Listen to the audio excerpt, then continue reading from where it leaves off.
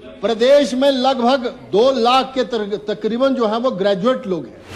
1 लाख के तकरीबन जो है वो पोस्ट ग्रेजुएट है यहाँ पर। और मैं तो आंकड़े देख रहा था, लगभग 1 लाख लोगों ने बीएड करके रखी हुई है, लगभग 60,000 लोगों ने जेबीटी करके रखी हुई है, इतने ही 30-1,000 लोगों ने शास्त्री करके रखी हुई है।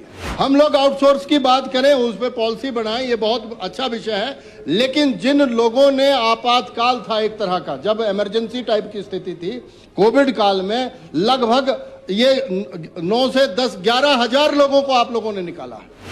यह अन्याय है प्रदेश के युवाओं के साथ। आज हम चर्चा कर रहे हैं कि भाई चिट्टे में इतने युवा फंसे या चिट्टे की तरफ इतने लोग गए। जाएंगे लोग, क्यों नहीं जाएंगे? खाली बैठे शैतानी सूझे, कहां जाएंगे ये युवा लोग? डॉक्टर हंसराज।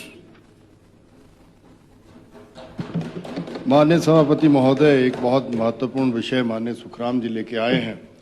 मुझे भी आपने उस पर बोलने के लिए मौका दिया है, मैं आपका धन्यवाद करता हूं। माननीय सभापति महोदय, जिस तरह से किशोरीलाल जी हर बात में राजनीति ले आते हैं और कुछ और लोग भी, विषय जो है वो कोई बीजेपी और कांग्रेस का है ही नहीं।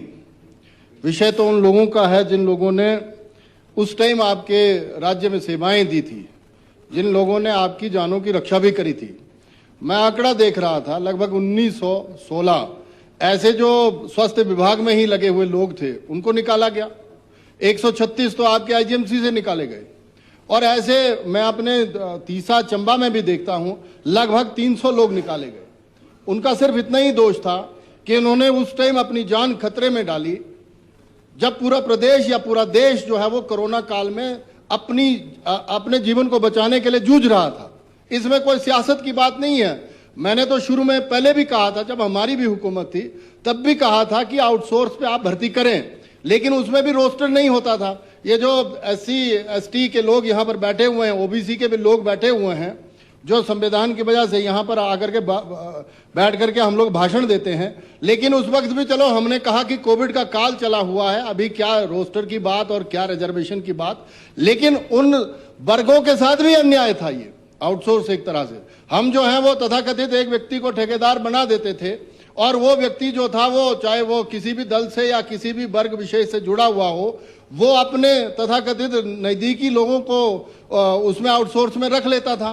और शोषण की इंतहा देखो आप, कि खुद जो वो मेन पार्टी है, जो जिसको टेंडर मिलता था, वो 15,000 रुपये लेता था, और जो आउटसोर्स पे मुलाजिम रखा जाता था उसको 6 या 7,000 रुपये दिए जाते थे। ये ठीक कहा सुखराम जी ने कि इस पर विषय आना चाहिए और इसमें कोई पॉलिसी बने। और पॉलिसी ही क्यों बने? आपने तो कहा है कि 5 लाख लोगों को रोजगार देंगे। कहाँ है आपका रोजगार? और कहां से आप लोग रोजगार लाएंगे? नहीं, जब ये इस तरह की राजनीतिक बातें करते हैं माननीय सभापति महोदय, ठगा तो आप लोगों ने है। पिछली अभी जो गवर्नमेंट में आप लोग आए हैं, ठग करके आए हुए हैं।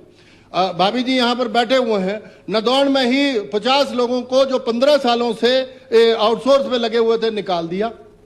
अभी पीछे की बात है, अभी अखबार में भी आया था। और मैं तो माननीय मुख्यमंत्री जी से गुजारिश करूंगा, जो 15-15, 20-20 सालों से ऐसे सेवाएं दे रहे थे, उनके साथ भी अन्याय क्यों इस तरह का? और मैं आपको ये आंकड़े बता रहा हूं। नहीं, भाजपा का नहीं है ये संकल्प पत्र। माननीय रोहित जी, ऐसा है, इनके ही एजुकेशन विभाग से कितने ही लोग तो आउटसोर्स वाले जो हैं वो घर बिठा दिए गए। विषय ये नहीं है, मैं कोई राजनीतिक भाषण देने के लिए खड़ा नहीं हुआ हूं। देखो, ये कुंठा जो है वो प्रदेश के बेरोजगार लोगों की है। माननीय सभापति महोदय, इस तरह से इतने सीनियर व्यक्ति जो हैं वो इंटरवीन करेंगे, क्या शोभा देता है ये? और मेरा ये निवेदन है, सोलंकी जी आप तो पहली बार के हैं, आप तो बोलो ही ना। मेरा ये निवेदन है कि प्रदेश में लगभग 2 लाख के तकरीबन जो है वो ग्रेजुएट लोग हैं। 1 लाख के तकरीबन जो है वो पोस्ट ग्रेजुएट है यहाँ पर। और मैं तो आंकड़े देख रहा था, लगभग 1 लाख लोगों ने बीएड करके रखी हुई है, लगभग 60,000 लोगों ने जेबीटी करके रखी हुई है, इतने ही 30-1,000 लोगों ने शास्त्री करके रखी हुई है। हम लोग आउटसोर्स की बात करें, उस पर पॉलिसी बनाएं, ये बहुत अच्छा विषय है। लेकिन जिन लोगों ने आपातकाल था एक तरह का, जब इमरजेंसी टाइप की स्थिति थी कोविड काल में, लगभग ये 9 से 10-11,000 लोगों को आप लोगों ने निकाला है। यह अन्याय है प्रदेश के युवाओं के साथ। आज हम चर्चा कर रहे हैं कि भाई चिट्टे में इतने युवा फंसे या चिट्टे की तरफ इतने लोग गए। जाएंगे लोग, क्यों नहीं जाएंगे? खाली बैठे शैतानी सूझे, कहां जाएंगे ये युवा लोग? और ह्यूमन ट्रैफिकिंग जो ड्रग तस्करी और इसमें हो रही है, उसमें ऐसे ही पढ़े लिखे लोग जो हैं वो इन्वॉल्व किए जा रहे हैं। आप देखो धर्मशाला हमारा जो एक एजुकेशन के लिहाज से हब बनता जा रहा है, हमारे शिमला में, यहाँ पर चंडीगढ़ में हमारे बच्चे, कितने युवा लोग जो हैं वो कॉम्पिटिटिव एग्जाम्स की तैयारी कर रहे हैं। और पिछले लगभग 2.5 सालों से, जब से आपकी हुकूमत बनी है, हमने कहा आपने बोर्ड रद्द किया, कोई बात नहीं रद्द कर दो, लेकिन आपने उसका जो है वे आउट क्या निकाला? कितनी भर्तियां की आप लोगों ने? और देखो ये चिंता प्रदेश के युवाओं की इतनी बढ़ गई है कि इन 6 लाख जो लगभग के तकरीबन युवा बेरोजगार हैं, उनके लिए हम लोग क्या करेंगे? और अगर इस तरह से अशांति बनी रही ना, ये जिस तरह से जब वो कल परसों जो है वो सरकार कह रही थी, ये जो झंडों पर भी जो पंजाब के लोग जो है हमारी बसों को तोड़ रहे हैं और जो ये यहाँ पर आकर के गोलियां मार रहे हैं, आपको लग रहा है कि भाई ये सिर्फ बात जो है वो कुल्लू की, मंडी की या बिलासपुर की या इधर उधर की है? ये विषय जो है वो बड़ा सेंसिटिव हो गया है। यहां पर सरकार ने कहा कि भाई वो हमारा बड़ा भाई है, इसीलिए ये नरम दिली से आपने भाषण दिया, अगले ही दिन आपकी 5 बसें जो है बंदों ने वहां पर तोड़ दी। ऐसा मिलिटेंट टाइप के 2 लोग जो हैं वो इस देश में बर्दाश्त नहीं है। और अगर आप फ्लेक्सिबल यहां पर बयान देंगे तो वो बयान जो है वो आपके जो है पंजाब तक भी जा रहे हैं। क्या मतलब आप लोग, उनके लोग जो है वो भर भर के गाड़ियां जो है वो आकर के यहाँ हुड़दंग मचा रहे हैं और हमारे युवाओं को भी खराब कर रहे हैं। क्या हम लोग अपने बॉर्डर्स पे उनको नहीं रोक सकते? और इतने असहाय हम हो गए हैं। 56 इंच का सब्जेक्ट पे बोलिए, सब्जेक्ट पे नहीं, उसी पे ही आ रहा हूं। ये जुड़ा हुआ मैटर है, आउटसोर्स तक जाएगी ये बात। ये सभापति महोदय, आप तो अपनी चेयर पे चलें, इनको कहें कि आप अपनी चेयर पे चलें, फिर कहें। मेरा यह आग्रह है आपसे माननीय सभापति महोदय, जब हम ये आउटसोर्स कर्मचारियों की बात कर रहे हैं तो हमें प्रदेश के उन एक युवा की बात करनी पड़ेगी जो आपकी तरफ बड़ी बड़ी आंखों के साथ जो है वो बेसब्री से इंतजार कर रहे हैं कि कब आप वो पोस्टें निकालेंगे। और जो 11-12 हजार लोग आपने निकाल दिए जैसे ही आपकी सरकार बनी, जिस तरह से वो संस्थान डिनोटिफाई हुए सर, वैसे ही इन लोगों को जो है इन्होंने बाहर कर दिया। अब कल भी हम चर्चा कर रहे थे, अब जैसे दर्द है मुझे कि मुझे बिजली बोर्ड का खंबा, मतलब ये खंबे नहीं मिलते लाइट पहुंचाने के लिए, या तारें नहीं मिलती, मेरा डिवीजन उड़ा करके ले गए। और दूसरा, तीसरा हॉस्पिटल की जब मैं बात करता हूं, मेरा पूरा हॉस्पिटल जो है वो आउटसोर्स कर्मचारियों के बूते ही चला हुआ था।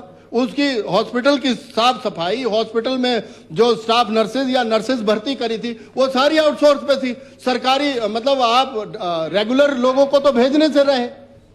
और इस संदर्भ में मेरा सिर्फ इतना कहना है कि आप जो है वो सीखना चाहिए हमें। अगर हमें नहीं आता तो हरियाणा से सीखें, वहां पर चाहे बेशक भारतीय जनता पार्टी की हुकूमत है, हाँ पैसे नहीं है ये मैं जानता हूं, लेकिन ऐसा है ना जी, अब आप वो भी नहीं कर सकते ना कि इन लोगों के साथ इतना अन्याय करें।